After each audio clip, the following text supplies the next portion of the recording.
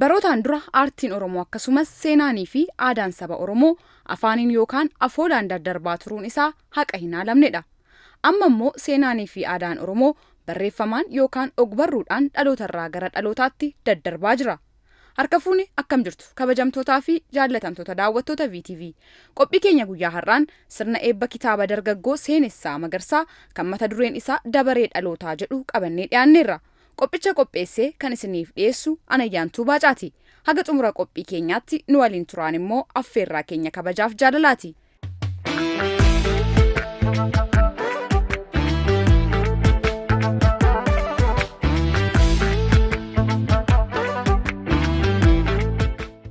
Sirna eebba kitaaba Dabaree Dhalootaa kanarratti qophiileen adda addaa gaggeeffamaniiru. Jalqaba garuu akkuma aadaa Oromootti sirni eebba kitaabaa kun eebba maanguddootaan eegalameera. Waaqa sagal garbaa, waaqa sagal booranaa, waa'ee kuraa jiddaa, waa'ee sadeen ada'aa, waa'ee ja'aan bachoo, waa'ee sadeen sooddoo. Yaa Waaqa nagaan boollee nagaan nu oolchi. Amaammaataa nurraa qabi, tolaa nutti qabi. Yaa Waaqa nu roobaa jirtaa, rooba kana keessa yaa Waaqa. Rooba qabbanaa nuu roobi, rooba qabbanaa nuu roobi. Biyya nagaa nuu godhi, waraana nu baraari, waraana nu baraari. Yaa Waaqa rakkoo keessaa nu baasi, rakkoo keessaa nu baasi, rakkoo keessaa nu baasi yaa Waaqa. Yaa Waaqa si kadhannaati nu dhagayi, uumanni nu dhagayi, uumanni nu dhagayi, bokkuun nu dhagayi, caachuun nu dhagayi. Yaa Waaqa si qabannaa yaa Waaqa nu dhagayi. Ani kanan beeka Waaqni waan hundumaa beeka bari roobaa quufaa qadaan quufaa gabbina.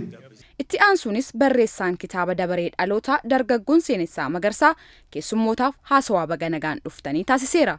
Kabajamtoota jaalatamtoota koo isin waamicha koo dhageessanii asitti argamtanii ulfinaaf kabaja isiniif qabuun baga nagaan dhuftanii yooyyaa.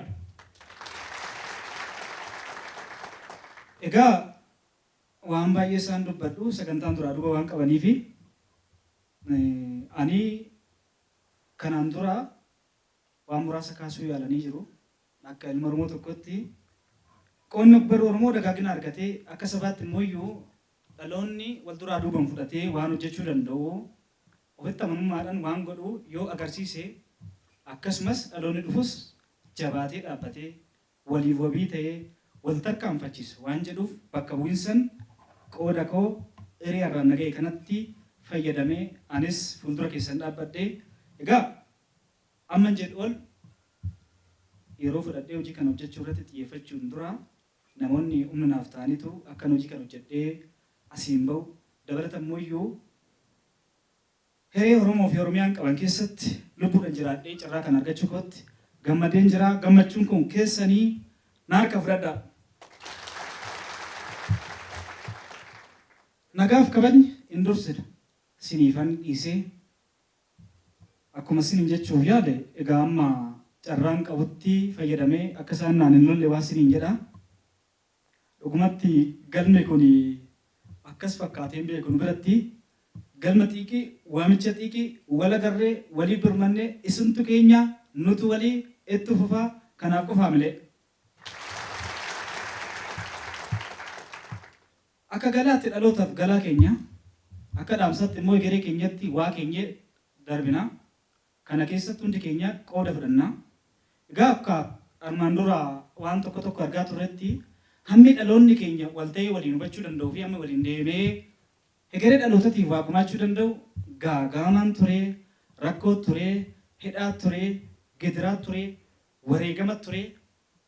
Dabareen keenya yoo jabaannee waltaan immoo kabajamnee dhaloota rakkoo irraa baraaruuf ni xiyyeeffanna waan jedhuuf dabareen dhalootaa wareegama dhaloota lubbuun hafaniif kennaa galaa taatee afteetti. Egaa amman jedhu ol dabaree dhalootaa dubbistanii hubattu akka dhuunfatti amma sirran deebi'aa lubbuu tokkoon arra ga'ee fuuldura keessatti argamutti gammadeen jira. Du'a darbeera, sakaallaa darbeera, gaagaama hedduu keessa lubbuudhaan akka ireetti waaqna dabarseera. Carraa kanaa waaqna ulfaatu. Gootota dhugaaf wareegamaniifis yaadannoon sammuu taasifameera.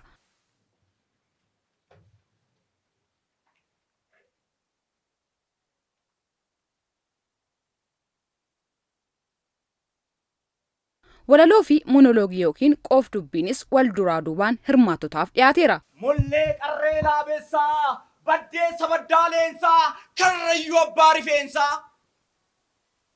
Kan irraa fi jalli marge, guftaa gotonni jige, joffee daabee jamaamee, guduruu galbii qaree, galoo naannessee qore. Adda jalee soqolee, muka waaqni itti tole, kan nabiin jala bulee, qaayyaaf qumbii ittulee. Dargafa adii areeree, kifkifa jigaa jeere. Karrayyuu, har'ayyuu. Obboleessi odittuu kan gaaddinni isaa odaa makkalloo abbaa gadaa gubbee mataatti baatee biqilaa muka hoodaa. Odaa durbummaan duudaa, durbummaan durbaaf waadaa. Karrayyuu abbaa odaa, abbaa odittuu guulaa. Obboleessi odituu seera gadaatti bula. Kan qabeenyi isaa gaalaa, kan rifeensi isaa baalaa, kan areenni isaa hiddaa, biqilaa muka hoodaa. Mataa gubbeetti baatee, duudan durbummaaf waadaa, mallattoo sirna gadaa. Karrayyuu abbaa gaalaa, abbaa odittuu guulaa, sagal dallaa jijjiiraa, kitil mala haleelaa, tibba waaqxiitti bula, muk waaq muude jala. Anaatti caaccuu nabee, hawaas qarqaraan labee, mata haararra goree, qaroon agartuu isaa, gumaan isaa hin naamu, diinni isaa haa jaamu, badeeyyuu haa dhabamu.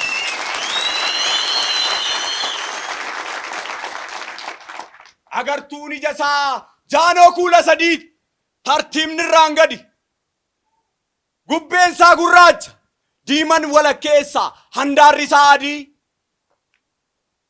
Kulli halluu, alaabaa abbaa gadaaf suuraan jaanoo qaalluu. Yaa isa odaan mataa yaabee, odintuu odaa nabee, maaf kunuunsa dhabee, maaf kabaja dhabe.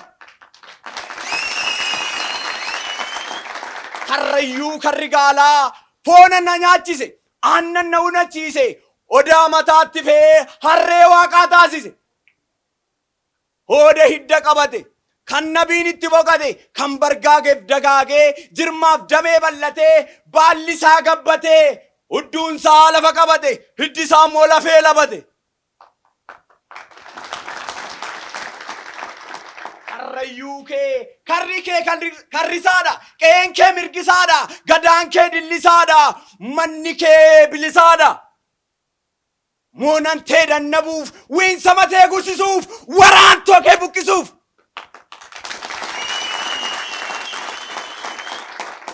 Gunguma kee nagaruu, ibbisa ibbii gomattuu, ibbisa ibbii amjaajii, ibbisa ibbii hinaaftuu. Yoo illee waarin gololtu, fuggisoo sagal bultu, kasiif jedhame nooltu. Kan karrayyuu koof jedhame nooltu. Gumaan kee haa baatu. Gumaan karrayyuu koo haa baatu. Gadaan kee haa bultu. Gadaan kee haa bultu. Gadaan kee haa bultu. Gadaan kee haa bultu. Barreessaa kitaaba kanaa kan ta'e dargaggoo Seenessaa Magarsaa qophiin ture akka isa gammachiise dubbachuun. Qophiin akka gaariidha. Keessumattuu guyyaa irraa kana eebbi kitaaba dabaree dhalootaa hawwataadha. Amma eegee ol gammadeera.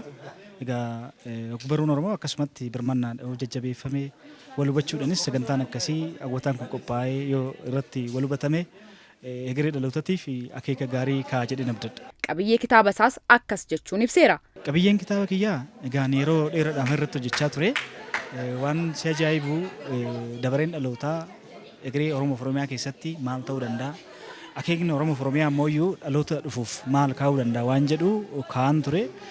Keessumattuu dabareen dhalootaa boqonnaa 8 of keessaa qaba. Boqonnaan gargarii yaadonni jiran garuu wal fakkaatu. Wal simuu dabaree dhalootaa qeebbaa korma diimaa waan barri fidee ni turra malee ni dhumnaa akeeka kaayyoo siif jedheen jedha ilmaan lamaan obbo Hambisaa kan jedhu of keessaa qaba. Qabiyyeen kitaabichaa akkaataa itti wal simaa haala jiru irratti kan kaa'amedha. Hawwataadhas anis itti gammadaan barreessee dubbistoonnis itti gammadaa akka dubbisan abdiin qaba. Kitaabni dabaree dhalootaa jedhu kun kitaaba isaa isa jalqabaa akka ta'ee fi kan barreeffames yeroo dheeraa dura ta'uusaa dubbateera. Gama barruutiin kitaabni kun kan jalqabatanaa fi kanaan dura kitaabolee afaan Oromoo raabsaa ture. Naannoo Finfinnee kana iddoo garaagaraa deemuudhaan kitaabolee afaan Oromoo raabsan ture. Akkaataa hawaasni keenya kitaabolee afaan Oromoo barreeffaman argachuu danda'an dabalatammoo dagaagina barruu Oromoo amma barbaadamuu leebuudhaaf kitaaboleen barreessitoota Oromootiin barreeffame hawaasa bira ga'ee akka dubbifamuuf shoora kobaachaan ture. Achumaan adeemsa keessaanis kitaaba kana barreessuu danda'e. Kitaabuma kana utuun barreessuu garuu kitaaba naannessee gurguraan ture kan jedhu dargaggoon kun gara fuula duraattis kitaabota seenaadhaan akka dhufu dabalataan immoo iskiriiptii fiilmii barreessaa akka jirus dubbateera. Kitaabolee seenaa kan biroo kan hojjedhan jira. Sana malees immoo iskiriiptii fiilmii kanan barreessee ni jira. Hojiin ogbarruu akkuma dura siin jedhe ni ulfaata. Keessumattuu sadarkaan itti deeggarsa jiraatee kitaaboleedhaa fi fiilmota ittiin hojjechuudhaaf ga'umsa nama taasisu yookiin immoo haamilee namatti tolu agas mara miti. Sanaaf tattaaffiidhuma dhuunfatii fi miiltowwan hiriyootuma keenyan akkaataa itti deemneetuma waan of harkaa qabnus immoo hawaasa biraan ga'a. Gara birootiin immoo hojiin hojjennu qulqullina qabaatee akka dhufuus immoo garee keenyatti suutuma akeekan tarkaanfachaa deemna. Qaamolee deeggarsa taasisaniifis akkas jechuun galateeffateera. Qaamni galateeffadhu hedduudha. Keessumattuu hiriyoota kiyyaa yeroo ani kitaaba kana maxxansu jedhutti na bira dhaabbachaa turan gulaaluudhaan gara birootiin immoo maallaqaan na bira dhaabbachuudhaan na gargaaraa turan ni jiru. Hiriyaa koo yeroo san caalaa dabalatammoo barsiisaa olaanaa Damee nas barsiisaa ture. Kitaabni kunis akka maxxansiifamus shoora qaba na gargaaraa ture. Gara birootiin Obbo Kaffaloo Tafarraa qabsaa gameessa Oromooti. Sagantaan kun akka qophaa'uuf maallaqaaf yaadaan na deeggaraa turanii isaanis guddaan galateeffadha. Akkasumas namoota anma maqaan kaafne hedduutu jiru maraanuu galateeffachuun barbaada. Hirmaataan qophichaa dubbisnee obbo Taliilaa Tolasaa immoo qophichatti akka gammadee dubbachuun qophiin kun akka gaariitti bareeda baay'ee natti toleera gammadeera. Faayidaan kitaabota barreessanii dubbistootaaf dhiyeessuu xiqqaa akka hin taanes dubbateera. Yeroo akkasiis wal bira dhaabbannee wal jajjabeessuu qabna jechuun faayidaa guddaa qaba.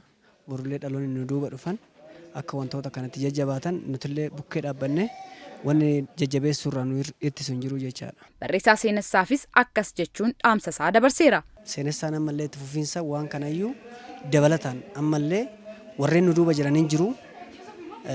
Maallaqaanis duubaa dhaabbatanii yaadanillee biraa dhaabbatanii mucaan kun jajjabaachuu qaban jedhaan. Dhumarrattis kitaabichi isaa qabuun ifattee eebbifameera. Horaa bulaa.